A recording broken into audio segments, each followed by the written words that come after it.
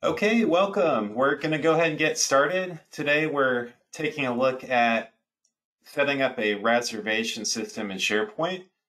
So we'll go ahead and jump in. First, we're just going to do some ground rules and some intros and stuff like that, and then we can get into the fun stuff.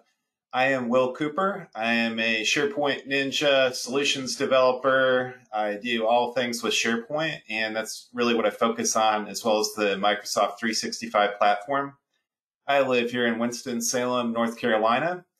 And also, as a part of my SharePoint and consulting activities, I run a YouTube channel, SharePoint Smart. I hope you search for that on YouTube and subscribe. I post all kinds of free learning videos about awesome things you can do in SharePoint.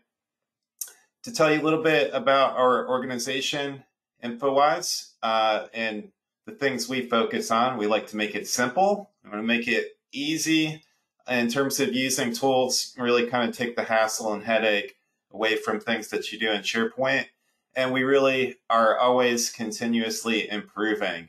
We always want to add new features and make things more awesome for our users. Ultimate Forms is our tool set. This is a comprehensive tool set that you can add to your SharePoint environment. These tools deploy 100% inside of SharePoint. You don't have to go outside or use any tools or load up another platform or anything like that. And when you're using your tools, you have to do no programming whatsoever. There is no code. At the end of our meeting today, we will be doing a drawing for a free embroidered Infowise shirt. I hope you stick around for that. That is limited to folks living inside of the United States only. As far as questions during the meeting, we definitely want to hear from you, and we hope that you're interactive and you converse with us. And the way you can do that is through the questions interface. At the end of our call today, I will later be posting a recording of this presentation up to YouTube, so you can replay or check out anything in case you want to show this to your colleagues or rewatch anything. And even more importantly, I'm going to be adding, additional tool. I'm going to add the template into SharePoint, which you can load. So we're going to go ahead and get started. Give me just 1 second.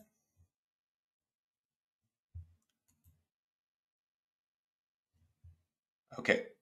Sorry, I just wanted to make sure I was all connected up and everything. So let me get back to what I was doing.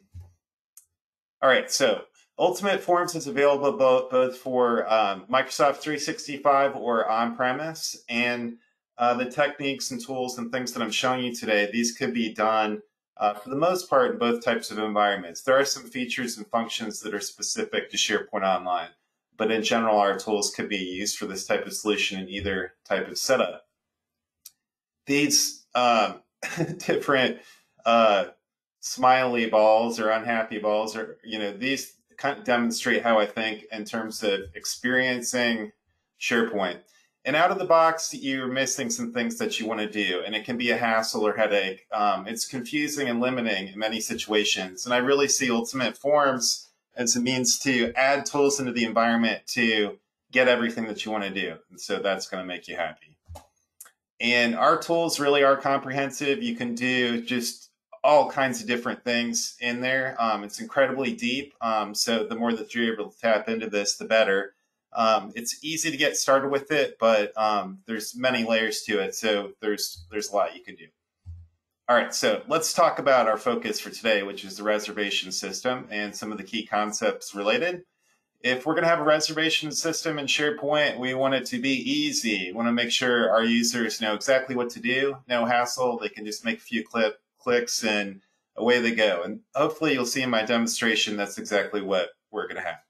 Communication is important. So when people are interacting with the tool, we want to have things like email notifications to confirm the reservation, and also if there's a conflict. So that's something we certainly want to take care of. We want to have good tracking. We want it to be very transparent and obvious, existing reservations, and basically what's going on in terms of scheduling and making reservations for resources. Making a reservation should be a snap, yes. I'm not sure, there's a lot of different ways that people try to do these things. A common thing I've seen is people use the Outlook calendar to do things like reserve meeting rooms, but that's pretty old school. This is maybe kind of the way things might have been done back in the day, but we can sure do a lot better with the tools that we have available now.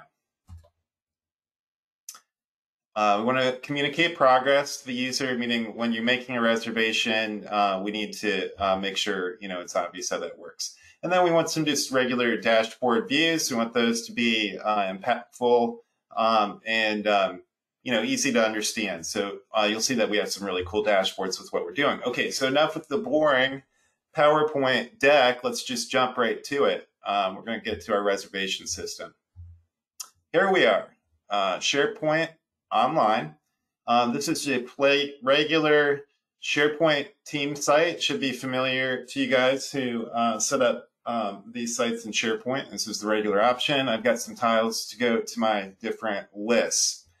Okay, everything in SharePoint is very much list related. So let's talk about which list we're using for this solution.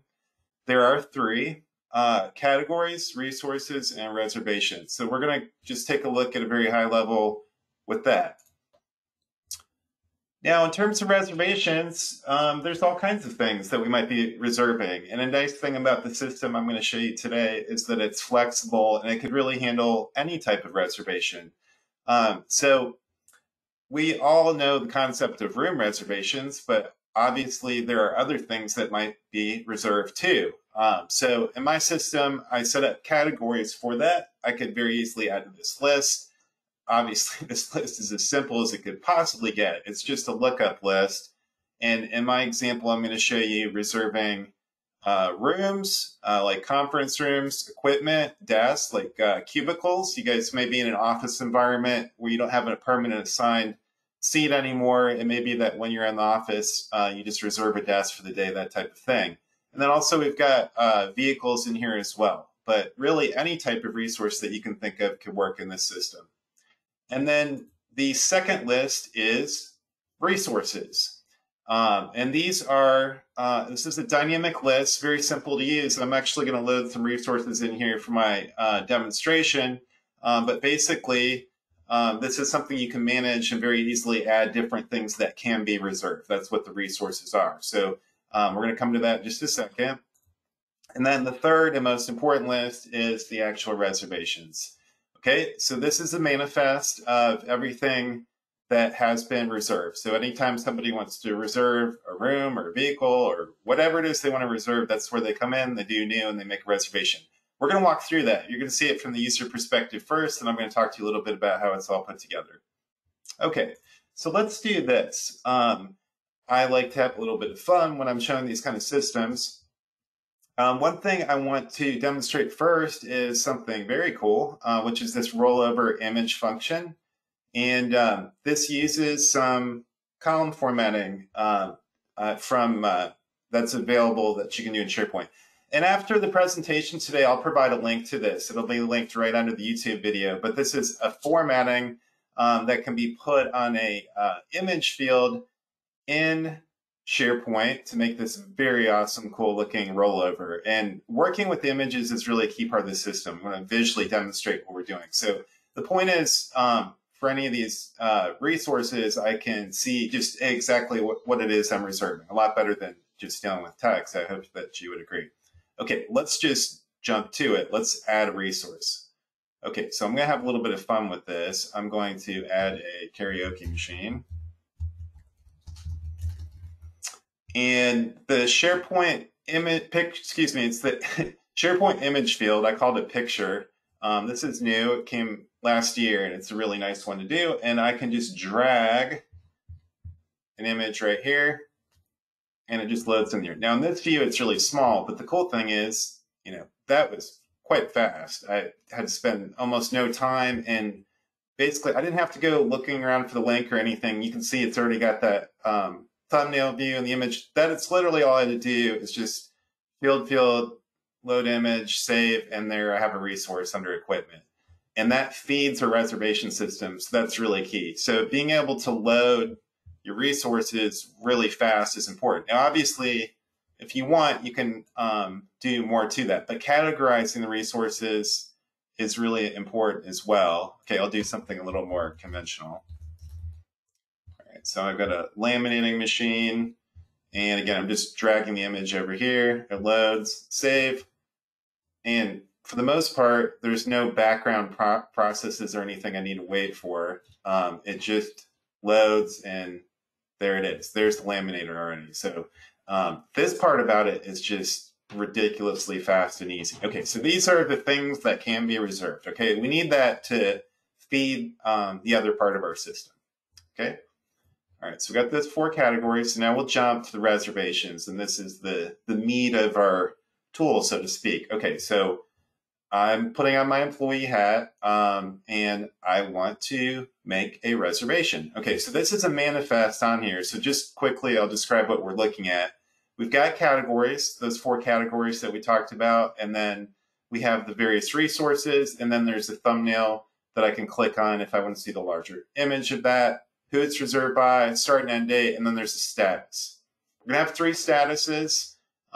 There's going to be conflict, confirmed, or pending, which is a temporary when it's doing the check. Okay, so let's make the reservation. This is really the key part of it. Okay, so I want you to observe some things as I'm going through the form. First of all, I want you to notice that it auto-populated my name. This is about streamlining. We said we wanted to make it really easy, and you'll see that we do that. Also, I've baked in some instructions into the form to tell the user exactly what's going on. It says, please be sure you've checked the schedule for this resource to identify the time. Okay, so hopefully they've checked that, but as we well know, people make mistakes and they double book things, and that's really a key part of the system, is that it checks for the schedule conflicts so that that can't happen. Okay, so if your reservation conflicts with the pre-existing reservation, it'll be a marked conflict and you'll need to be updated. So we're not going to be rude to them, but we're going to say, hey, sorry, that's not confirmed. So you're going to see exactly how that works in a sec. Okay, so why don't we do the resource, one of the resources that we just added. Let's do, what do we want to do? All right, we'll do the scanner. Not the scanner, I want to do the laminator. That's the thing we just added. Okay, so isn't this slick? As I pick, there's a couple things going on. This is called cascading dropdowns. Notice I picked the category, it reloads this resource list according to that. And as I update that, this image is updating real time in the form. So as the user, I can see precisely what it is that I'm reserving. Now, just to demonstrate, if I was going towards the room thing, you can see how valuable this is. I can see precisely where I'm reserving, right? So if I'm saying, which room is it? Well, it's this room. I can see it. If I just said conference room A with no picture, I could probably make a mistake. I might not really know what I'm reserving. Okay, so those images are just so important for what we're doing. That makes this system so user-friendly. All right, we'll go back to the laminator. Okay, so you make a reservation, you need to know the start and the end date, right? Okay, let's do, I'm going to reserve this all the way up September. It's going to be the week starting Monday, September 6th. And we'll say at 8 a.m. And I'm just going to reserve this for the whole week. Okay, so I'm going to the 10th, and we'll say at 5 p.m. I know you guys are starting to probably have lots of questions, so hang in there. Some of those we'll answer at the end. I need to get through the presentation first.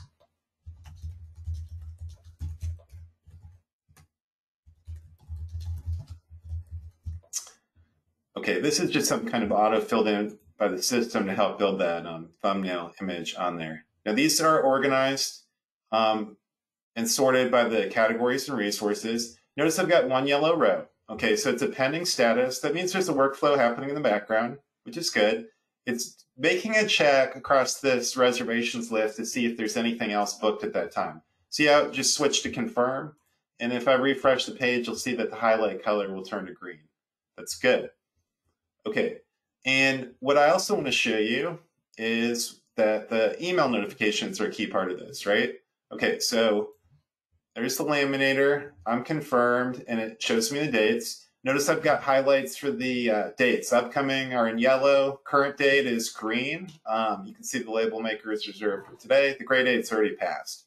Then I have other views like my reservations and stuff like that. So it's very easy to filter this down if you don't want to see all this stuff at the same time. All right, let me go into Outlook. Your reservation laminator is confirmed. Start this time and this time. Okay, and if I want to jump to it, I can. And then it even says, okay, open the reservation, then click Update the Outlook calendar. All right, well, let's go ahead and do that. Okay, and at the top, notice the header changed. It's dynamic, and it now says this reservation is confirmed for September 6, 8 a.m. to 9:10, 5 p.m. Really easy. I'm going to click on this Update Outlook Calendar button, and this will kick off a process, which is automatically going to add that to my calendar. Okay, there it goes. It's working on it, in progress, and we're going to see the laminator goes right into my Outlook calendar. And success. Cool. So I expect to see this on my calendar. Okay, so I'm going to Outlook, and that's for August. I reserved it for September. There you go. There's my reservation. It's on my calendar. So we have really nice integration with Outlook going on here behind the scenes. Okay, so that's done.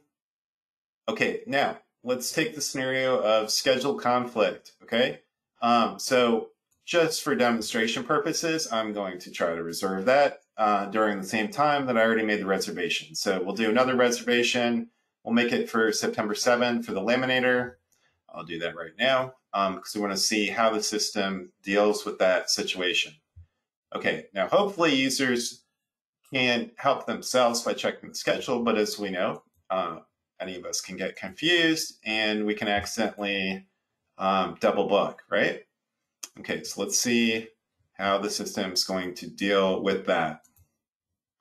Okay, September 7, I'll just leave the times as they are just to try to move quickly through that. We'll say through the 8th. All right, I want this to, all right. Now remember, there's a workflow that kicked off. This is created through the Ultimate Forms actions, and it's checking. Okay, so just because I entered that doesn't mean it's booked. It's in a pending status. It's going to check. And if it sees the conflict, which it will, it's going to catch that and say, whoa, whoa, whoa, whoa, not so fast. All right, so it's still checking. Just got to give it a little bit of time to do that. Boom, it changed to conflict, and there's a problem. So we need to handle that with the users in an elegant way. Let's say it that way. Okay, so one thing is, obviously, we want to email the person to say, you got a problem, buddy. Your reservation is not confirmed. There was a schedule conflict, okay?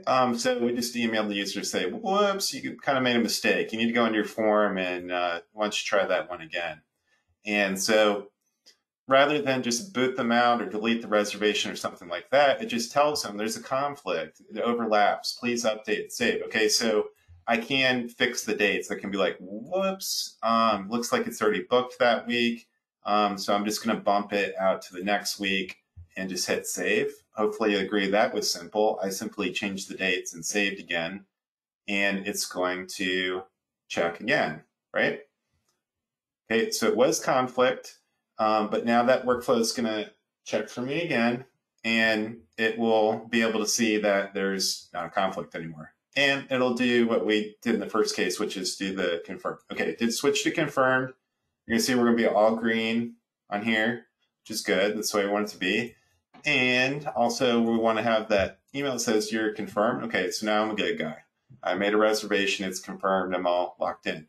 Okay, so that's really important. We're avoiding that double booking situation. So that's really good. We like that. Okay, all green. Okay, and then also on the dashboard, you could set up tiles to different things. So I can do just my reservations. Now, of course, I'm the only one working on my tool right now, so my reservations will show me everything, but I can just link to different views. Naturally, some views, I can think of some views right off the bat. You could have one that's just future reservations. You could have it by month.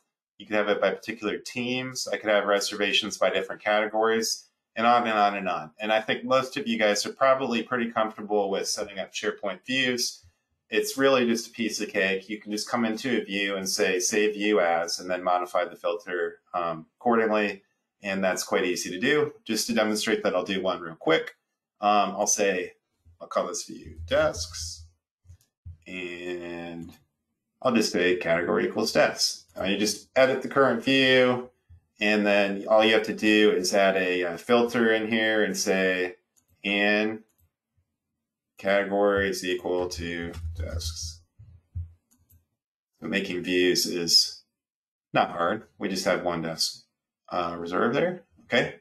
Now let's take a look from a different point of view. I want to talk to you about how does this all come together. Hopefully you agree there's some cool things going on. And by this point, I would expect that you'd be curious about how that's all put together and how it works in the SharePoint interface.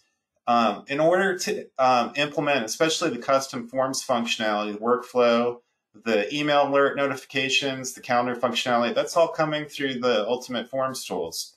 This is an app that can be added into SharePoint, and you can get this for free for trial by just going to our site. I'll talk more about that in a second. Once it's there, you can go to our design tool.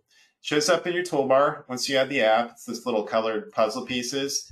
And this screen I think of as a big toolbox. This is the toolbox that we're adding into your SharePoint environment. Recall that I said that SharePoint on its own is a bit lacking in some features and functions that you want to do, and that's how you get to it. Okay, so I'm going to show you how our form was set up. This is a drag and drop style form interface. I love it. It's fast, it's easy, there's no code. I don't have to do custom style sheets or anything like that. I can just drag and drop fields around. I can just add them onto the form. I can do things like adjust the multi-column by just dragging a slider around, stuff like that.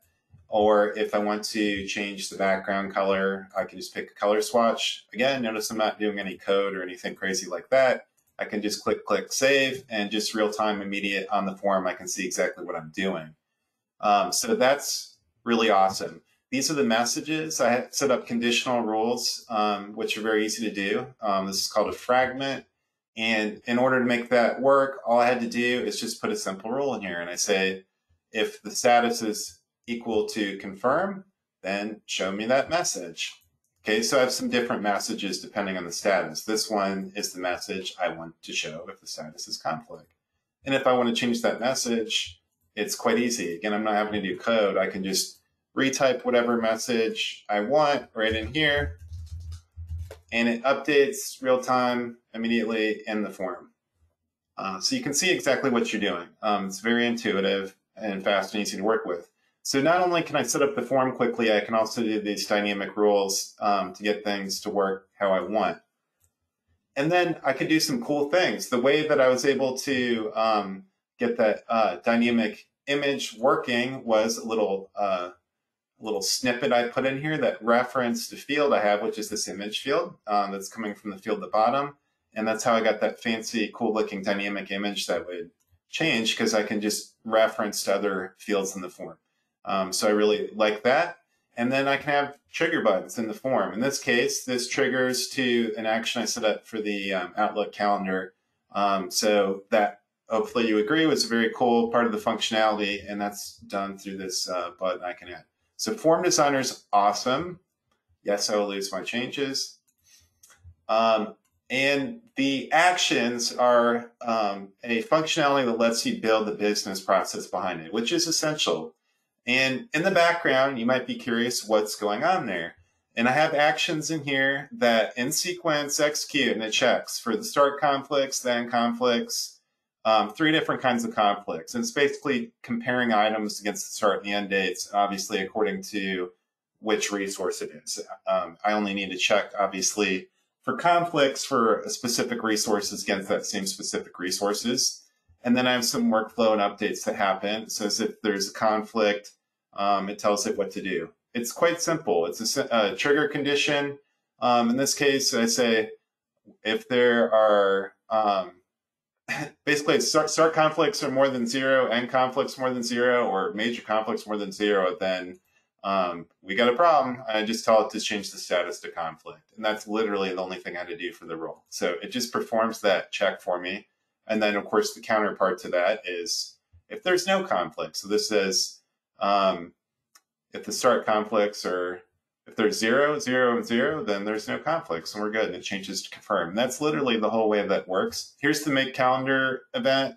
That's a special action we have called manage exchange. So there's quite a lot of different things you can do in here, but this is the entire machinery behind it. So pretty simple, easy to manage and easy to understand in terms of how this particular system works. So this is your toolbox. This is where you can go in and access all those features and functionality. Let me come out to the Infowise site. So before I forget to do it, I really want to emphasize to you what's the next step. Hopefully you have some curiosity on the solution that I showed, and hopefully you have some excitement that you know that you can download the exact template that I showed you in the presentation. The most important thing you can do after our call is to put this trial into your tenant and try out our software. You really want to try the tools for yourself because it may be fun to watch. It's even more fun to do and actually get in here and use these tools yourself. To use our tools, you can do a couple of things. Installation is ideal because you can actually install it, set it up, and run it inside of your own SharePoint environment. And to do that, just click on the install here. Or alternatively, if you just need to use the Infowise site, you do have an option where you can register for an online trial on our site if you don't want to install in your environment. And that's also very fast and easy. So either of those two options are good. But if you do nothing else after our presentation today, that's the most important next step. Okay, so that's how you can get our tools. Just to tell you about some of the resources in the site, we do have other webinars. So if you like this presentation, you're curious about other things, go to the webinar section. We have a whole tutorials area, which provides all kinds of information. In particular, you should watch and go through the examples of the Getting Started section. I'll tell you exactly what to do once you install the tools. And then additional to that, we do offer instructor-led training and other information out on the site. So hopefully you'll check out those resources and that can help you get going. So I think we should go ahead and do something fun and then we'll jump to questions. Let's go ahead and do a drawing for a shirt real quick and then we'll go back to the questions. So just give me 1 second and we'll try to address some of that. Wow, you guys are quiet. Not many questions, but that will hopefully soon change. Okay, so I'm looking for a number 1 to 100. Just a reminder, this is limited to people living in the United States. And I will pick a winner here in about 15 seconds, whoever can get closer to my number.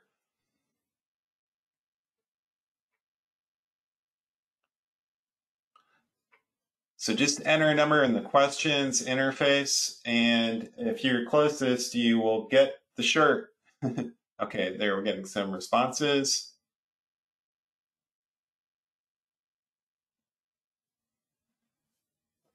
All right, we've got a winner. All right, you can stop guessing. Daniel Edstrom, you are the winner. Go ahead and send me an email to willc@infowisesolutions.com. Provide me your shirt size and your mailing address, and you will get a shirt mailed to you today. All right, now let's go to your questions. I'm just looking through the interface, and I'll just comment on some of those.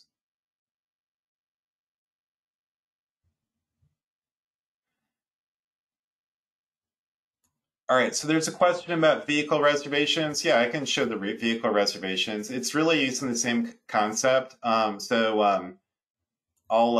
just make a reservation for a vehicle right now. I have some very cool vehicles in here, you'll see. Here, let's do the Cybertruck. Okay, there it is.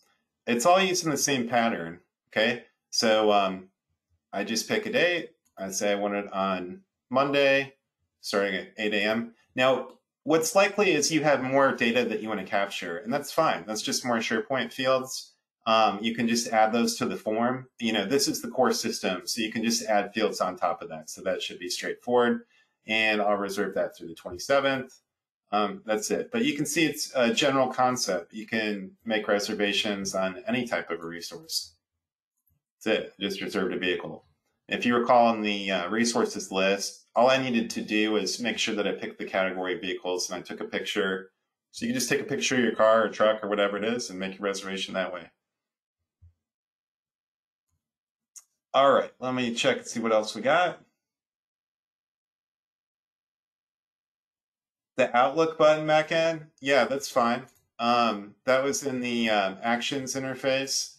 Let me go to that. We have a action which is Manage Exchange. This is what does the reservation.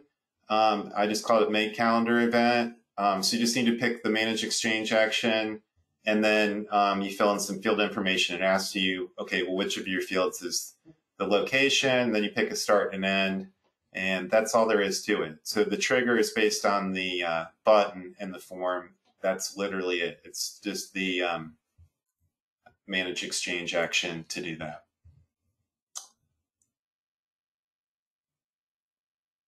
In terms of controlling availability of the form tools, it is controlled by virtue of whether the user has full control rights, Mark. So I'm not sure if that answers your question, but only somebody would have full control access to your site. So it's just the same way as it already works in SharePoint, where only the people you would apply to permissions and special settings in that SharePoint site have full control. It's only those users who gain access to the actual form building tools and things like that. So you don't have anything to worry about there. Obviously, the rest of the users can use the forms that you're setting up in the front end, so no issues on that front. So there's some questions about the image and how that's set up. I am going to link, I'm not sure which one you're talking about. The hover image, I'm going to link to that formatting template in the video. You can see that later today if you want to know how the hover effect was pulled off on resources. If you're curious about the image in the form, that's this thing. If you're curious about the image in the form, the best thing that you need to do is go ahead and download the reservation template that I'll post on here. And I should comment where that's going to be. When you go into our tool, what you want to do is go to the Install Business Solutions and then click on Infowise Webinars, and you'll click on that. So there you go. There's the customer support system from last month. You're going to see this reservation system showing up as the first tile. So that's the best thing to do to check out how this is all put together. All right, and then there's some more specialized questions about how to handle particular requirements from your system. So this is just a general concept, so I can't get into that. I can just tell you that this is very easily extensible and adaptable. So we're not trying to demonstrate a canned solution. This is a starting point from which you should add your own fields and process, and it's very adaptable to do that. So certainly send us questions if you want on that, but you would use our tools to make those changes and adapt to your own business process. There's a question about, do you deploy to the app catalog? Yes, you make this available by way of the app catalog. So that is how the installation works. It's pretty straightforward. It's all covered in our site, but yes, you would add this and that makes the app then available inside of the SharePoint site. Okay, and there's a question about, I need to watch this over again. I'm going to post a link to the YouTube video. You can just go to the, if you just go to our webinar section, it'll be posted. It'll be the first one listed on here. Okay, so right now it's kind of got this blue box that'll change over to a link to a recording of this. Okay, we're going to stop the presentation recording. We're going to stay on to answer questions, but we're going to end the audio now. I really appreciate everybody's feedback. I really like it when it's conversant and I can learn about what it is you guys want to do. Thanks everybody for joining. Really enjoyed it. Like I said, we'll keep the webinar rolling, but we're going to stop the audio part at this point, the audio and video. Thank you.